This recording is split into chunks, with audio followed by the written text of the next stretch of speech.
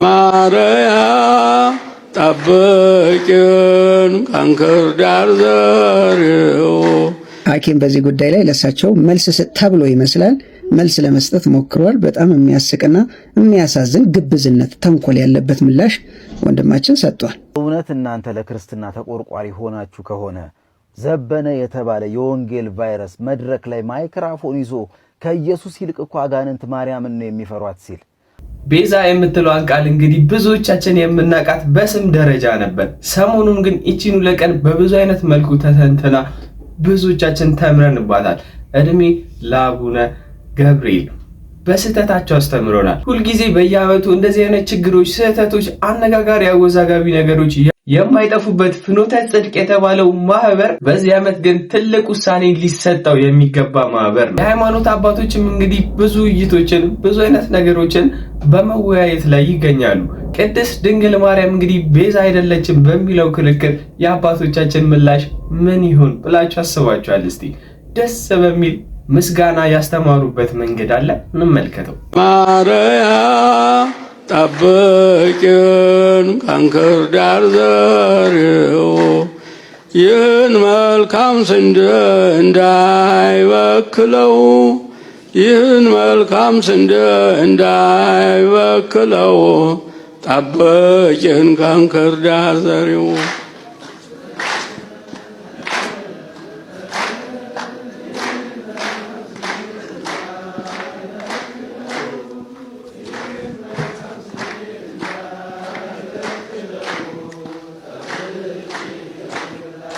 ያደርጥልኝ አመሰግናለሁ።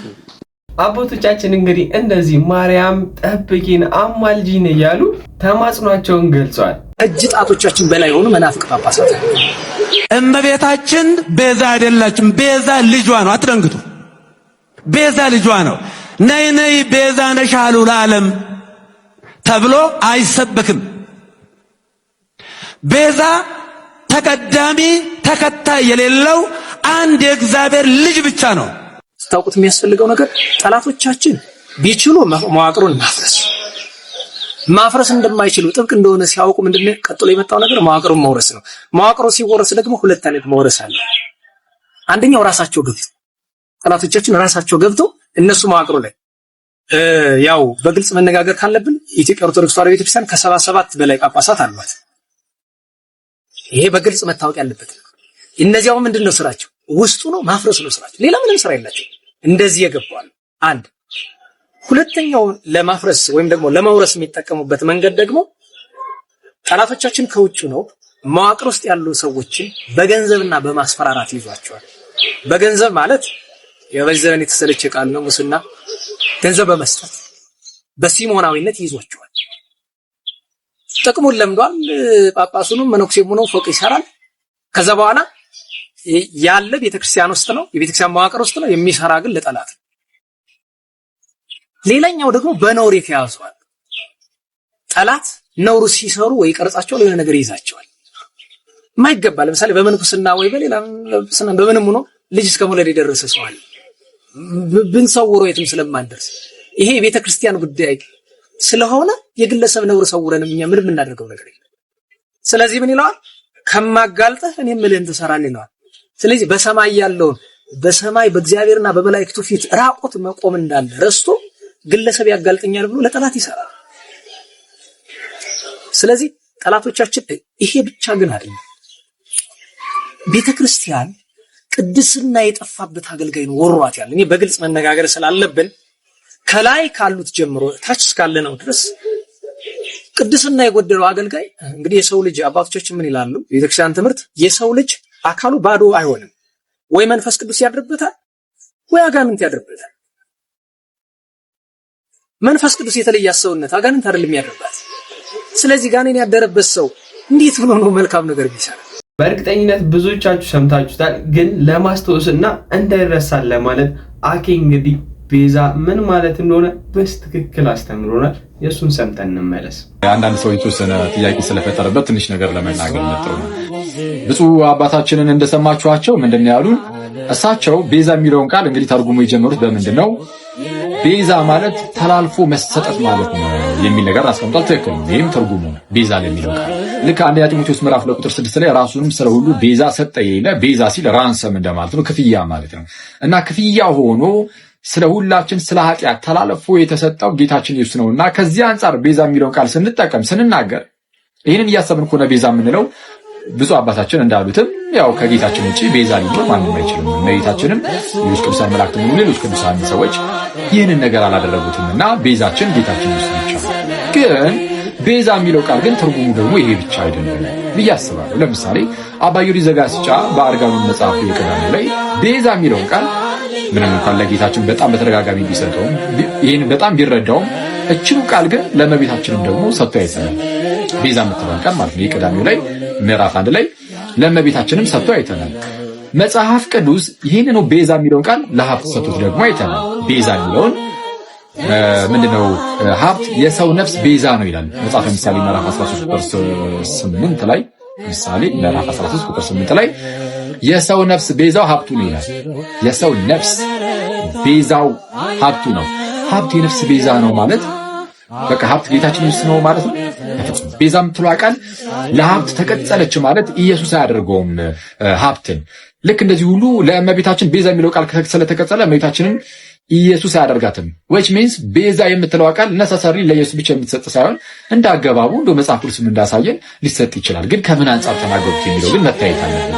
ለምሳሌ መጽሐፈ ምሳሌ ላይ ለሰው ነፍስ ቤዛው ሀብቱ ነው ሲል ምንድነው? ሰው ሀብትን በአግባቡ ከተጠቀመበት ምንድነው? ልክ እዛው መጽሐፈ ምሳሌ ላይ የሚናገረው ነገር አለ። ለድሃ ቸርነትን የሚያደርግ ይላል። ሚኒንግ የሚለግስ ለድሃ የሚሰጥ ለእግዚአብሔር ያበድራል ይላል። ለማን ያበድራል? ለእግዚአብሔር። ለድሃ ስትሰጥ ለእግዚአብሔር ያበደርክ ነው። ለእግዚአብሔር ካበደርክ ደግሞ ለእግዚአብሔር አበድረህ አስበው። እግዚአብሔር ደግሞ ምን ያደርጋል? ይከፍላል። እዛው ጋር እሱ ራሱ ደግሞ መልሶ ይከፍላል ይላል እግዚአብሔር ማለት ነው። እግዚአብሔር ደግሞ ይከፍልሃል።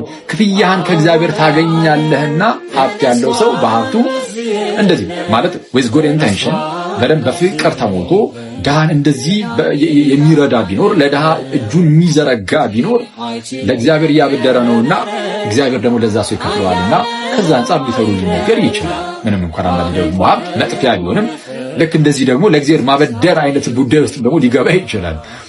ግን በፍቅር ሲሆን ማለት ነው የሚሰራው።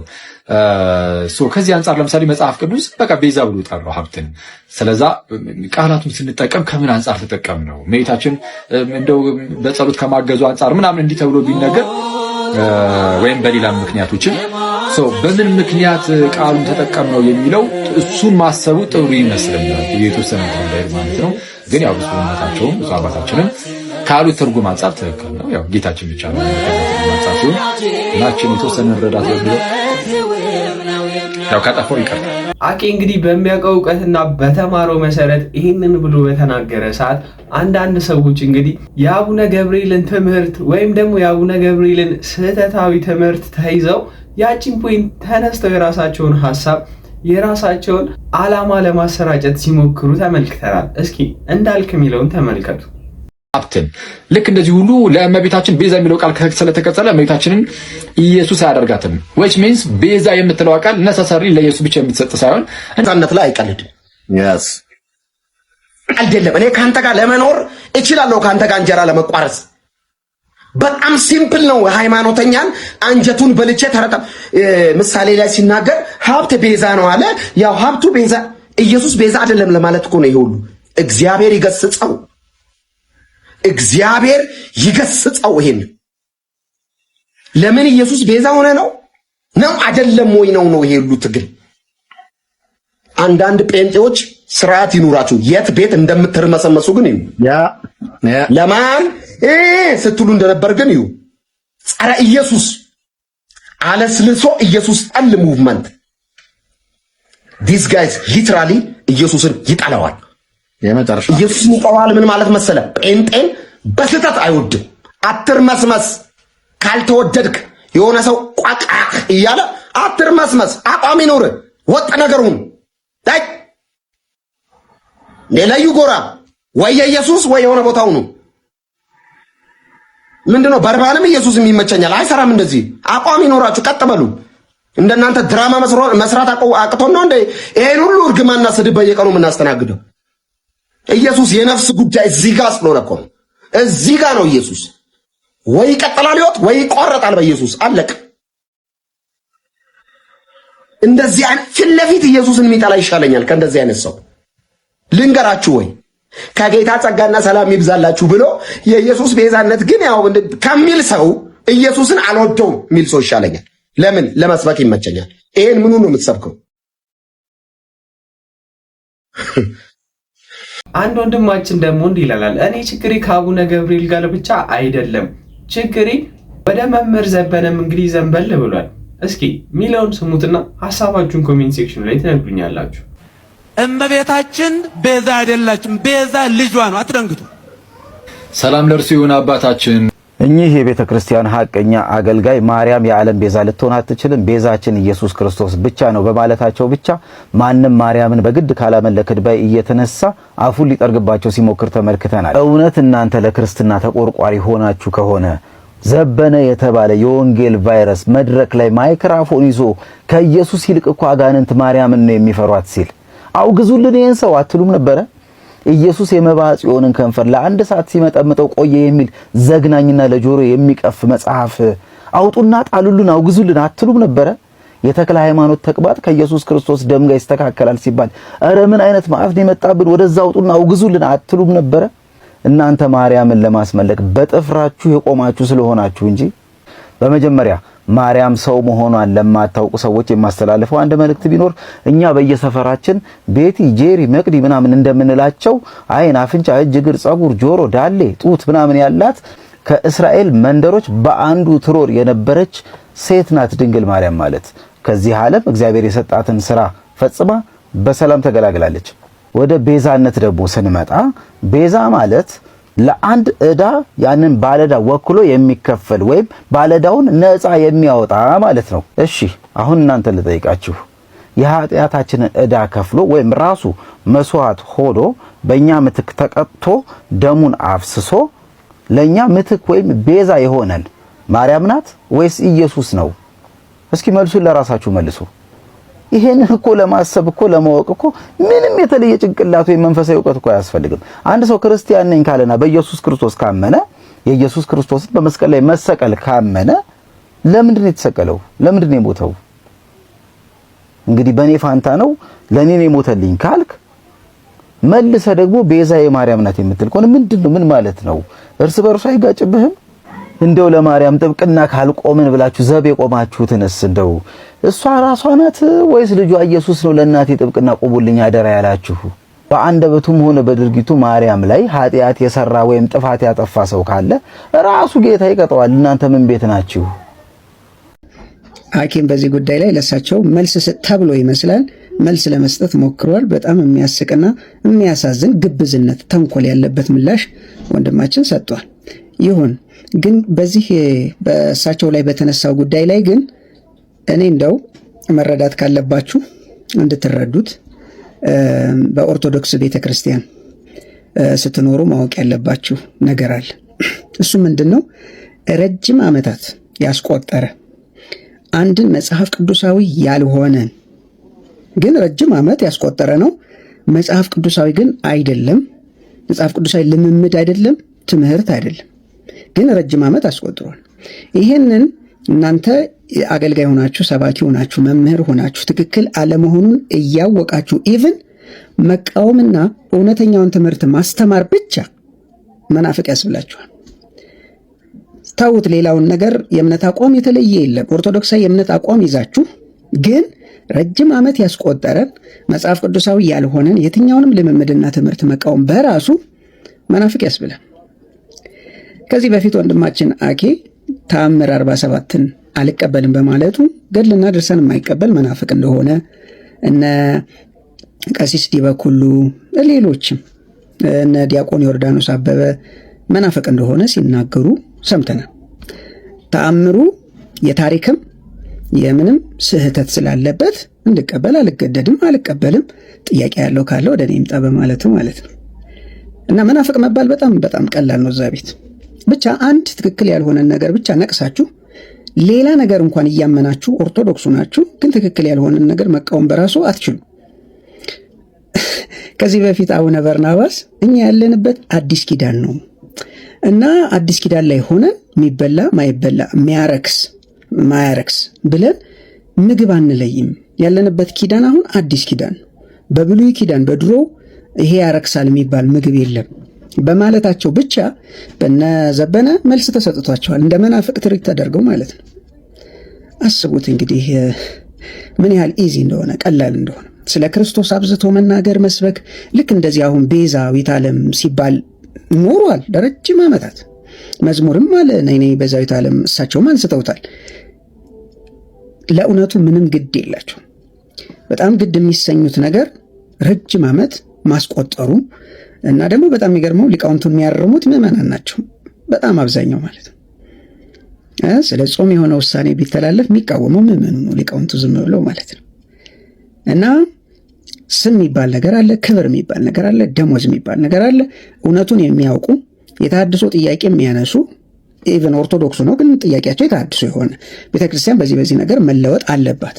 ያው ተሐድሶ ለውጥ ስለሆነ ይሄ ነገር ከአባቶች ትምህርት ጋር አይስማማም፣ ይሄ ነገር ትክክል አይደለም፣ አዎ ብዙ ዓመት ኖረንበታል፣ ግን ይሄ ይስተካከል ማለት በራሱ መናፍቅ የሚያስብልበት ጊዜ ነው። እና አባታችን በጣም አይገርምም?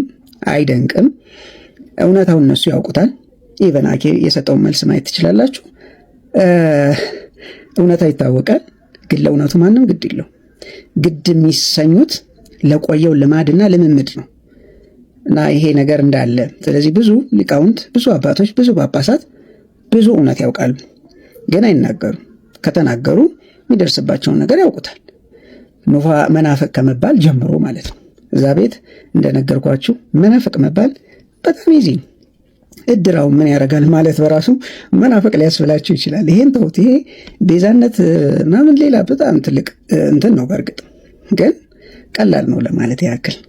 አባታችን እንግዲህ እግዚአብሔር ጽናቱን ይስጦት ማለት እወዳለሁ። ማርያም ቤዛ አይደለችም ሲባል እንግዲህ ውስጤ ንድድ አድርጎኛል፣ ውስጤም በልቶኛል ያለው ዲያቆን ሄኖክ ኃይሌም እንግዲህ ይሄን መልእክቱን በፌስቡክ እና በኢንስታግራም ገጹ ላይ አስፍሯል። እስኪ እንስማው። ዲያቆን ሄኖክ ኃይሌ በብፁዕ አቡነ ገብርኤል ስብከት ላይ ጠንከር ያለ ትችቱን ሰንዝሯል። ዲያቆን ሄኖክ ኃይሌ በጽሑፉ ላይ እንደዚህ አለ። ሰዎች ማን እንደሆኑ ሲያሳዩህ በመጀመሪያ ቀን እመናቸው ትላለች ማያ አንጀሎ። ይህንን ጽሑፍ ከትናንት በስቲያ ጽፌው ስሜታዊ ሆኜ እንዳይሆን በሚል ትንሽ ቆይቼ ልመልከተው ብዬ አሳደርኩት። በቆይታ ሐሳቤ ሊቀየር ስላልቻለ እንደወረደ ለጥፌዋለሁ። የምናገረው ነገርም እሳቸው ስለ ድንግል ማርያም ከተናገሩት አይከፋም። ነገረ ሃይማኖታዊ መልስ ከበቂ በላይ በአደባባይ ተሰጥቶበታል። ጉዳዩ ላይ ግን የምለውን ልበል። ፍኖተ ጽድቅ የሚባል ባጭ ቤተ ክርስቲያን ላይ ከወጣ ጀምሮ አንዴ ዘፈን በሚመስል መዝሙሩ፣ አንዴ መንፍቅናን በሚያገሳ ስብከቱ ምዕመናንን ሲያወዛግብ ሰንበትበት ብሎ ነበር። ጌታ በወንጌሉ ሀበሃሎ ገደላ ህየት ጋቡ አንስርት በድን ባለበት በዚያ አሞራዎች ይሰበሰባሉ እንዳለው የፍኖተ ጽድቅ ባለቤት ሙዳ ሥጋ ይጥላል ብለው ተስፋ ያደረጉ ሰዎች ዙሪያውን ስለከበቡት ላለፉት ጥቂት ዓመታት ቤተ ክርስቲያን ከነንፍቱ ካልወደደችው ብለው ሲሟገቱ ከርመዋል። በመሠረቱ ሁኔታው ሰውየው ድሃ ቢሆን ኖሮ ገና ድሮ ተወግዞ ነበር እንድል ያደርገኛል። ቅዱስ ሲኖዶስ ይህንን ማኅበር ለማጥራት ጊዜው አሁን ነው። ከእኛ ወገን ነህ ወይንስ የሚል ኢያሱዊ ጥያቄ ለመጠየቅ ጊዜ አሁን ነው። ዲያቆን ሄኖክ ኃይሌ ይቀጥላል።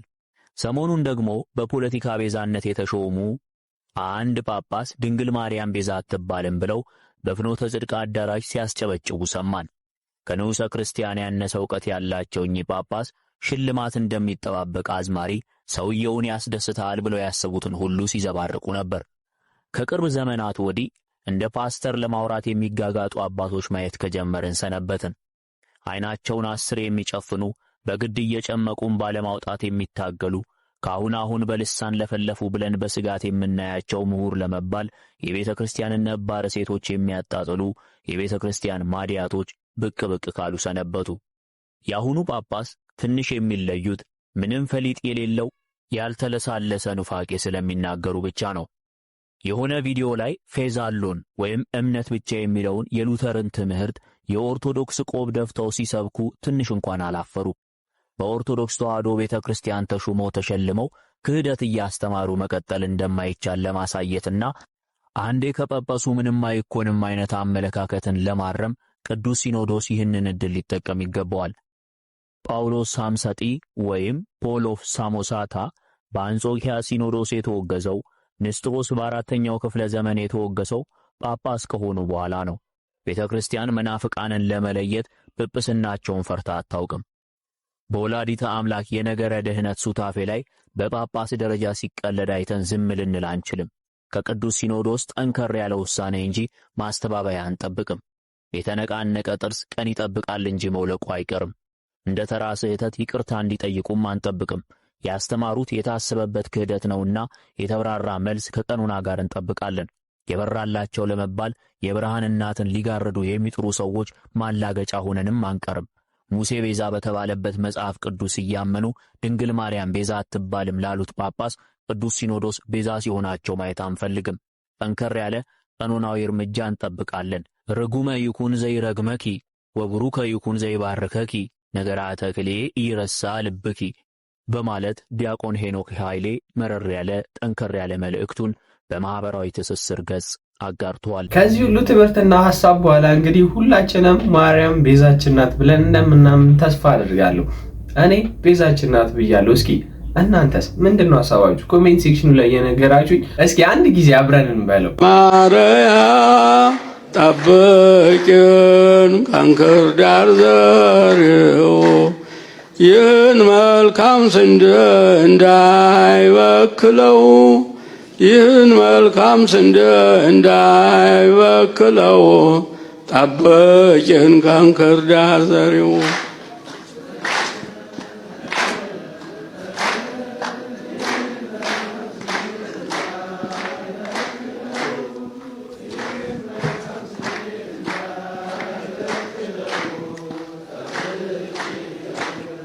እዚያ አመሰግናለሁ።